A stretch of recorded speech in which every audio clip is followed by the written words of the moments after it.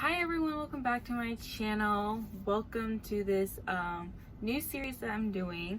So if you watched my last video, you would know that I said I want to start posting more, but I wasn't 100% sure what I wanted to post.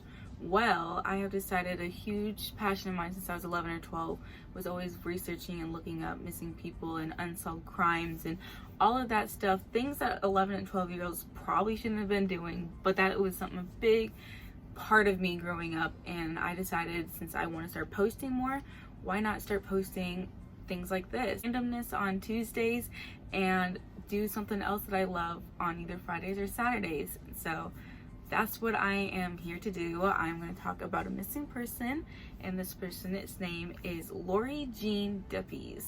Laurie Jean was a 20-year-old girl. She was a very outgoing young woman. She lived in Wisconsin. She was about 5'5", 115 pounds, kind of a smaller girl.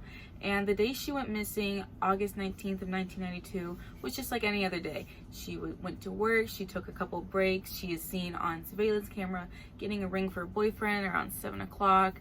And everything was seemed perfectly fine until after the store closed. So the store closed at 9 o'clock, and it was just her and her coworker. They were tidying up things, cleaning out the cash register, everything that the normal nightly routine.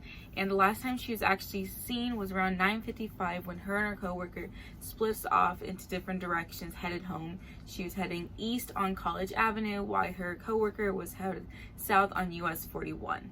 So around 10:15, 10:20, Laurie actually arrived to the apartment. Her boyfriend's sister, and a mutual friend of theirs can confirm they heard her car pull up, but she never entered the apartment building. Like, they said that she had a very loud muffler, so it was very distinct, and they even joked about, oh, Laurie's home, you can hear her from a mile away, but she just never entered the building, which that's kind of scary. So her boyfriend and the sister and the mutual friend of theirs all decided to go out looking for her. They can confirm her car was there, but she was nowhere to be found.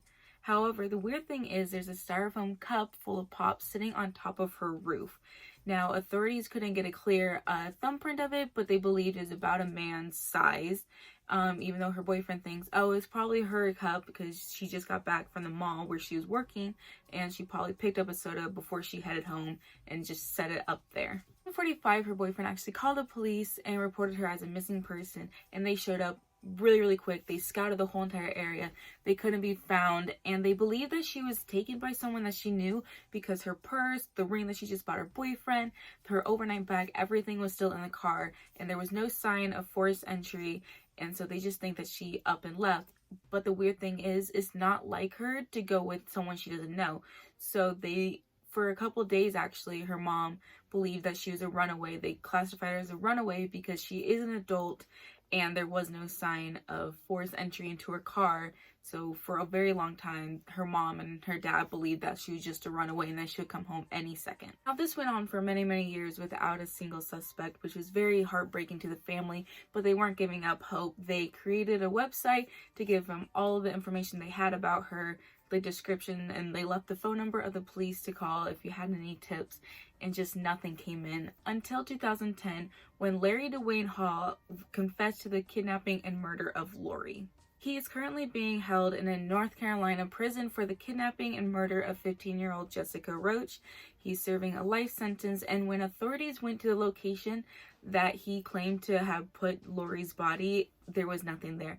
Absolutely nothing. So unfortunately, once again, the case was brought open and immediately shut down because they just had no leads.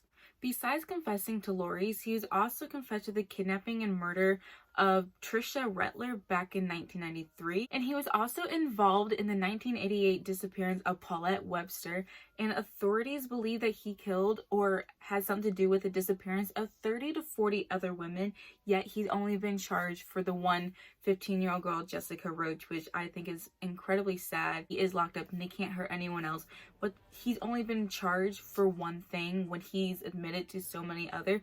But because there's no body or physical evidence of any of those people being where he says they were, they can't do much about it. Actually, her mom went on Dr.Phill and was talking about how she wants the case to be re-brought open because there's new information coming in, but it has not yet. What do you think happened to Laurie?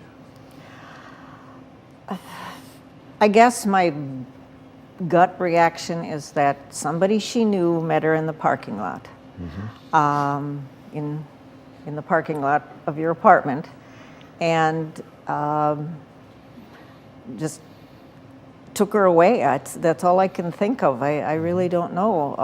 Like I said, Laurie's mom really wants her daughter's case brought open, and I do too. There's always something going on, new information's coming in. However, he's the only suspect.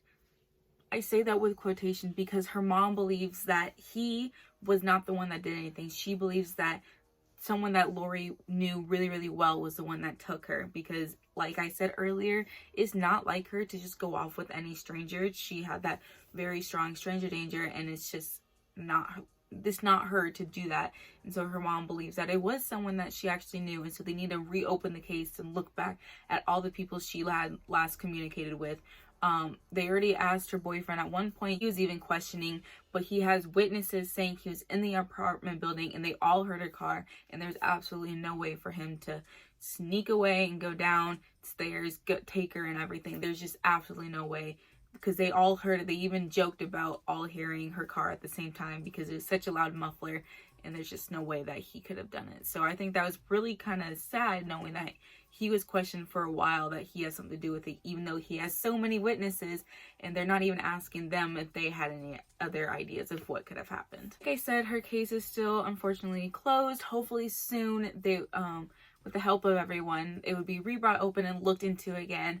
But I want to know what your theories are about this. Do you think Hall was the one that kidnapped and murdered her? Or do you think it was someone else, like her mom said, someone that Laurie knew and trusted?